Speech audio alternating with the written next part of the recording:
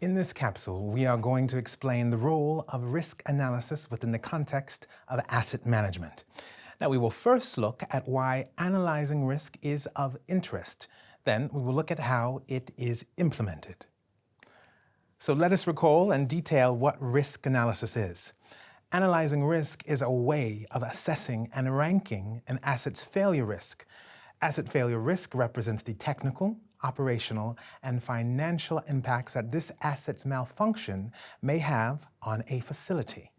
This analysis enables assets to be ranked into three levels, from level 1 corresponding to least critical to level 3 corresponding to the most critical. Now, at the end of this analysis, the critical level of this asset will be ranked, and action can subsequently be taken by determining which type of maintenance operation needs to be applied and when.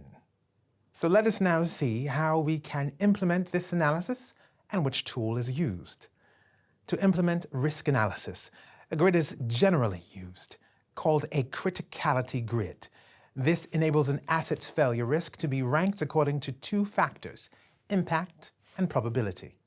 Now, impact of the asset failure means the gravity of damage failure of said asset would do to service delivery.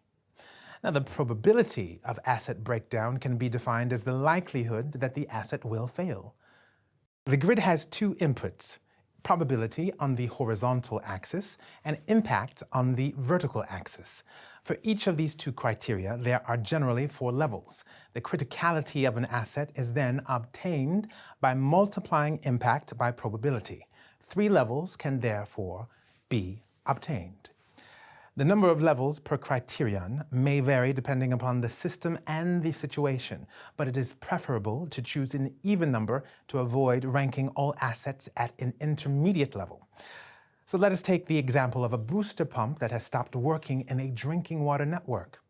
Now, in relation to impact, this will cause complete disruption to the service and therefore a temporary stoppage in the distribution of drinking water. Now, this corresponds to a maximum level of impact.